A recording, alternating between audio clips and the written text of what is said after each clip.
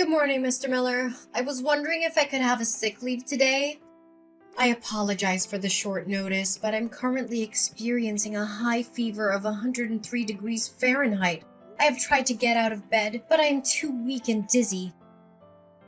I seriously don't want to come to work and risk spreading my illness to others. I've already contacted my doctor and they've advised me to stay at home and rest. Hazel, I'm concerned that you're not taking the upcoming meeting with our key business partners seriously. This is a critical meeting, and your absence would be a major setback. Yes, I'm very well aware of that, Mr. Miller. But my body just simply refuses to do as I want. No, but you and Mr. Jones from our parent company, Evergreen Corp, will be discussing a new project that involves building a $1 million hospital for the elderly. This project will be a significant contribution to our company's reputation on the market, and I believe your presence is essential to its success. Therefore, I will not allow you to be absent from your work today. Mr. Miller, I understand that you are concerned about my upcoming meeting with Mr. Jones, but I am afraid that I'm not physically able to attend. I am completely exhausted, and I cannot even lift my fingers. I'm worried that if I force myself to go to work, I will only make myself worse and I will not be able to contribute to the meeting effectively. On that account, I truly need a sick leave for today so I can rest and recover. Look, I don't care what your excuses are. You know very well that you're having an important meeting today, aren't you? I informed you about it 2 weeks in advance. So why don't you be a little less selfish and show up at work today for the sake of our company? If you want to ask for a day off, at least tell me 1 week earlier.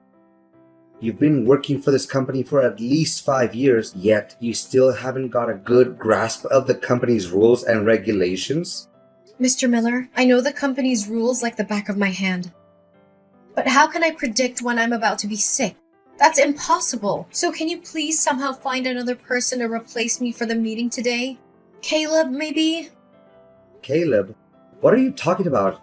He's enjoying a 1-week vacation with his family. Why would I want to disturb him? He has worked tirelessly and has made significant contributions to our company's success. He deserves to have some days off as a reward for his hard work. What? You agree to let him have 1 week off, but you don't even allow me to be absent for work for just 1 day? What kind of treatment is that? Is this the kind of attitude that you should adopt when talking to your boss? I apologize for my earlier outburst, Mr. Miller. I didn't mean it. I just feel like I'm being treated a little unfairly compared to Caleb as we both work as project coordinators, that's all. Honestly, I've been devoting my time and effort to the company just as much as Caleb has. I think it's not too much to ask for a day off from work once in a while.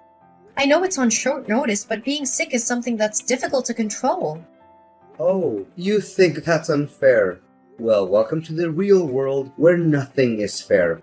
You have a responsibility to your job, and you can't just simply shirk that responsibility by suddenly saying that you're sick. You know, if you feel like you're not up for the task, you could always just quit. No one is forcing you to stay. It's funny how you didn't complain about your salary when you were coasting along. But now that you're actually expected to do some work, you're suddenly complaining? Mr. Miller, you're misunderstanding my point. I love this job and it also provides me with good wages. I'm not trying to complain or say that I'm not up to the job's expectations. I'm just simply asking for a day off because I'm literally not good enough to work today. Fine, you want a sick leave for today? You can have it, but remember to submit your request for sick leave tomorrow when you come to the office along with your resignation letter. If you don't, I'll compose a termination letter and send it to you personally.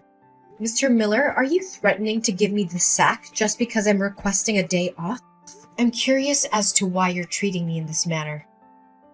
I'm certain you're aware that your actions are in violation of employment law. Well, I'm not threatening anyone. As your employer, I can see that you don't have any respect for your superior and you don't fulfill the requirements of this job. If we fail to enter into a contract with Evergreen Corp today because of your recklessness, it would make more than enough reason for you to be dismissed. choice is all yours. I'm not forcing you to do anything. Please, Mr. Miller, there must be another way to carry out the meeting without me having to show up. Can you please take the call, Mr. Miller? You've done a great job yesterday, Hazel. You got us another big contract. Your convincing skills have been instrumental in helping us win one contract after another. I must give you credit for that. Great, I'm glad everything worked out in the end. But I almost fainted after the meeting was over because the fever went really bad. Luckily, Mr. Jones figured that out and he took me to the hospital in time. I hope that you realize it could be a life-threatening situation, Mr. Miller. Oh, come on. Don't be such a drama queen. The fact is, you're still well and alive, aren't you? If not, you wouldn't be able to stand up, let alone sulk at me like this. Consider it a valuable lesson for your amateurism at work. You're all grown up, stop being childish and unreasonable, and then expect someone to clean after your mess. Please, Mr. Miller, don't get me wrong. I was just defending the legal rights that an employee deserves to have. And I still think that I did deserve to have a day off yesterday due to my high fever. I'm not trying to flatter myself, but I'm even worthy of receiving a bonus for having managed to go to work yesterday despite my sickness. So now you're demanding extra money for fulfilling the job duty that you already get paid for? How entitled of you. You should consider yourself lucky that I didn't dock your pay for today's penalty time. It took you nearly 4 hours to complete a task that should have been done in 2 hours. If I were feeling less merciful, I would have deducted 2 hours worth from your salary. But Mr. Miller, please be mindful of the fact that I ran a fever of almost 103 degrees Fahrenheit yesterday. Nevertheless, you still insisted on me showing up at the workplace today. I mean, I didn't even have time to fully recover from my illness. Oh, please, you're being overdramatic again. Yesterday, you were rushed to the hospital right after the meeting, which means that you had practically the entire daytime yesterday to regain your strength from your meager episode of the vapors. What more do you want, actually? I'm sorry, Mr. Miller, but I don't even have to be a doctor to tell that a 103-degree Fahrenheit fever is a high-grade fever. In fact, I was at my physical limit and I was about to collapse. I'm wondering if there's a way to improve the way I'm being treated, Mr. Miller, especially compared to the benefits that Caleb is receiving. Well, if you're feeling like you're being treated unfairly, I suppose you could always leave. We don't need people who are always complaining. On the other hand, if you would like to stay, I expect to see your face at work tomorrow. But, Mr. Miller... Another thing, I need you to also take on Caleb's workload while he is enjoying his vacation. He won't be able to get his work done on time, so it's important that we pick up the slack. However, please don't use this as an excuse to delay your own deadlines. We need to make sure that everything gets done on time. I beg your pardon, Mr. Miller, but there's no way I'm gonna accept covering Caleb's responsibilities on his behalf, because I've learned my lesson from last time. I won't let myself be taken advantage of anymore. I'm going to stand up for myself and my boundaries. Hazel, what are you even talking about? Are you implying that I'm taking advantage of you? You were fully cognizant, T, that your previous statement was a deliberate assault against my person, yet you persisted in making it. Is that the way an employee should be talking with their boss? I don't think so. I think an employee should be respectful and professional even when they disagree with their boss. I'm not saying that I'm not willing to help Caleb again, but I'm not sure if it's worth my time. The last time I helped him, I didn't gain anything from it. In fact, I think it actually hurt my own productivity. And to make matters worse, Caleb even got recognition, praise, and a bonus for what was supposed to be my effort and contribution. Oh, Hazel. I've always seen you as a lazy, complainy employee. But now I'm finding out that you're also incredibly selfish. Well, that's just great. Honestly, why don't you just set aside your selfishness for once and do what I say for the good of the company, huh? Mr. Miller, it's simply not true what you just said. It's not like you're doing anything productive anyway. You're just sitting around complaining about how hard you have it. Well, guess what? Life is hard. And if you want to get ahead, you need to be willing to put in the work. So stop being so selfish and start thinking about the company. If you don't, you're going to find yourself out on your ear. Mr. Miller, I seriously don't have any clue what you're talking about. I don't claim myself the most hardworking employee in the company, but I'm proud of my achievements and the contributions I've made to the company's growth. That's why I think it's totally not true when you say that I'm just sitting around and not doing anything productive. Look, I'm not going to waste my time arguing back and forth with you. If you're feeling dissatisfied, please pack your things and leave the office by tomorrow. I'd be more than glad not to see you around anymore. To be honest, you're just a blip on the radar and your contributions are negligible. Do you really think that the company will be unable to function without you? But Mr. Miller, please have sympathy for my family's circumstances. I'm a single mother of 2 children. I truly need this job to support my family. I have been with the company for half a decade, and I have worked hard to build my career here. If I quit this job, I'll have to start my career over from scratch, take a low-paying job, and I won't be able to provide for my family anymore. Does any of what you just said have anything to do with me? Don't delude yourself that you're the only person in the world who has a family to support and needs money to get by. Wake up and face reality. Everyone else is dealing with the same issues as you're having right now, so your excuses mean nothing to me. Mr. Miller, I am simply asking for fairness. I'm not asking for special treatment, but I am asking for the same treatment that everyone else receives. I believe that this is a fair request, and I hope that you'll consider it. Fine, whatever you say. I sometimes find myself wondering who is the superior here, you or me? Hazel, are you there? There's something I need to talk to you about. It's urgent. Yes? What is it, Mr. Miller? I'm happy to help you in any way possible. By the way, Mr. Miller, I wanted to take a moment to thank you for taking my words into consideration and giving me more respect for my rights recently. I appreciate your willingness to listen to my concerns and to make changes that have made my work life more enjoyable. Listen, Hazel, I know it's Sunday and you're not supposed to work today. Nevertheless, I have a small request and I expect you to say yes to it. Okay, Mr. Miller, tell me. My mom is not feeling well and I need your help. I'm going on a relaxing trip to Switzerland with my family today, but I can't leave my mom alone at the hospital.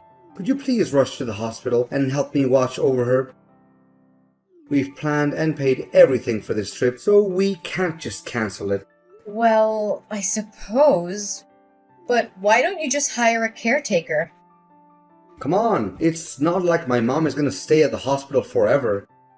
She'll be staying there only for 1 month, so I don't think it's necessary to hire a caretaker for that. Besides, it also costs a lot of money, and I'm not gonna pay that amount. I know that hiring a private caretaker can be expensive, but I think it would be the best way to ensure your mom gets the care she needs. Besides, I'd appreciate it if you informed me a few days earlier so I have more time to prepare myself. No, I've already made up my mind.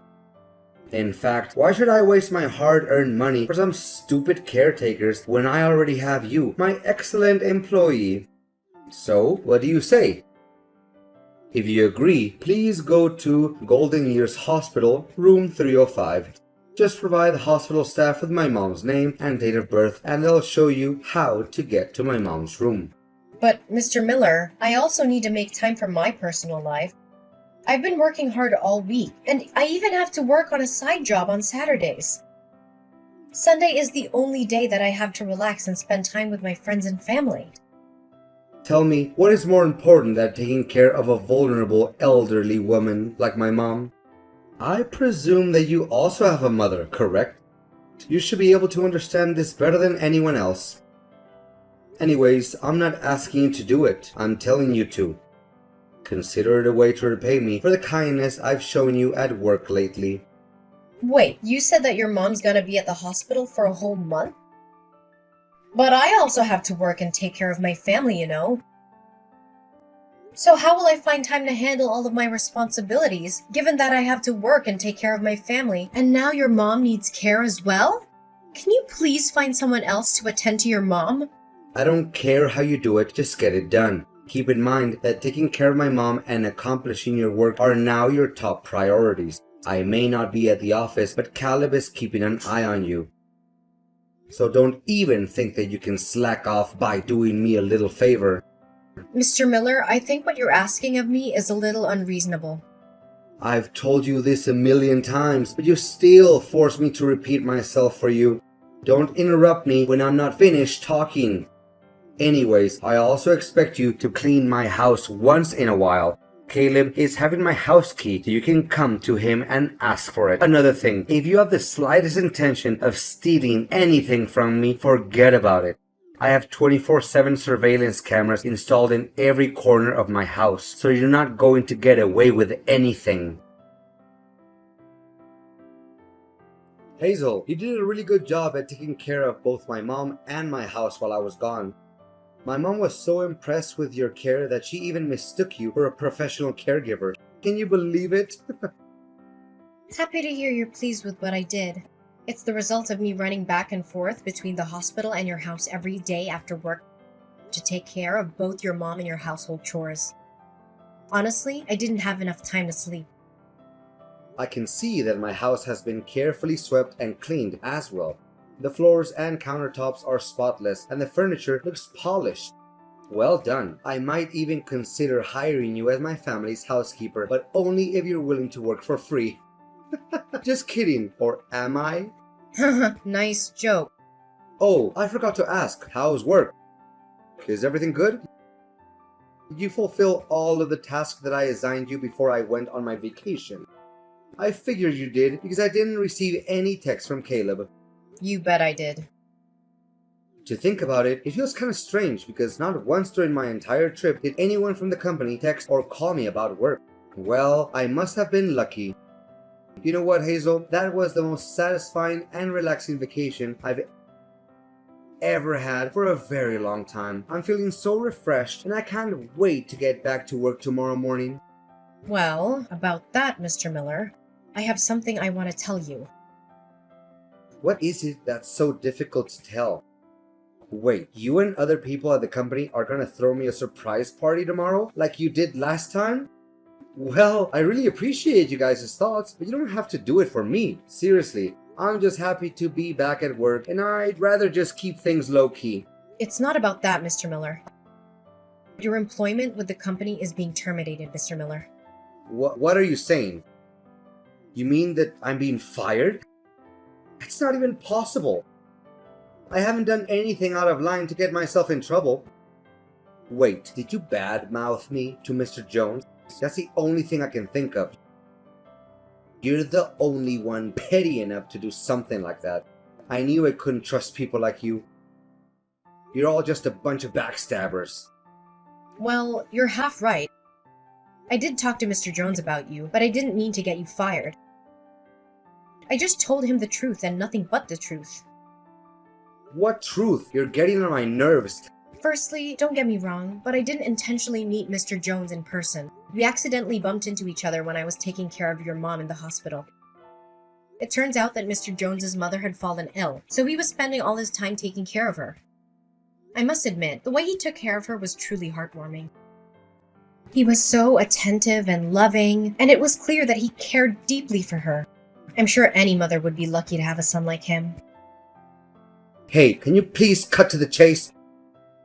I don't have the time or patience for this nonsense. What did you say about me to Mr. Jones behind my back? Well, as I said, nothing but the truth. I told him that you forced me to go to work when I had a high fever, assigned me all of the work that was meant for your favorite employee, Caleb, and even made me take care of your mother in the hospital. You don't know how shocked Mr. Jones was when he learned that the person I was caring for wasn't my own mother, but it was your mother. How dare you badmouth me like that, you witch! You're gonna pay for what you did to me. To be honest, I didn't want to rat you out. But Mr. Jones insisted on knowing what was going on, and what other things you had done to me. I had no choice but to tell him everything. Mr. Jones was so angry at the way you treated me that he decided you were no longer fit to be the director of our company. So, that's basically the whole story. No, this can't be happening. You do realize that you just ruined my career and my life, Hazel? You have to take responsibility for what you did. Come and talk to Mr. Jones again. Say that it was just a little misunderstanding between the two of us. That you made up all those lies just to take me down. You know what, Mr. Miller? Or should I call you by your first name? Ryan, right? I did feel sorry for you, and I also thought of helping you clear my name. But alternatively, why should I ever do that? I was simply stating the facts, so I have no reason to feel guilty. You, on the other hand, took advantage of my kindness and made me do all kinds of irrelevant tasks for you without even so much as a thank you. You little... Hazel, my beloved employee, can you please take a moment to calm down and then ask Mr. Jones to reconsider his decision? You already know that my job means everything to me and my family. I told you the same thing last time, Ryan, and what did I get for it from you? A dressing down. Well, this time, you're on your own. I'm not going to keep bailing you out of your messes. Eventually, Mr. Miller, my toxic boss, was fired. I felt a twinge of sympathy for him, but I was also relieved to be free from his reign of terror. Ryan tried to contact me numerous times after he was fired, but I didn't respond to any of his calls or text messages. After all, I didn't make the decision to fire him. Mr. Jones did. Mr. Jones even promoted me to be the developer for the elderly hospital project after being impressed by my skills in taking care of the elderly and my work ethic. That wasn't the only good news for me. Mr. Jones was also appointed as the new director of the company, replacing my old boss, Ryan. I was thrilled with these developments. I knew that I could contribute to the company's success under Mr. Jones's leadership. The world of employment can be a scary place, and dealing with a toxic boss is definitely something I would rather forget. However, it has also taught me valuable lessons, such as knowing my worth, speaking up for myself, fighting for my legal rights, and seeking help from others.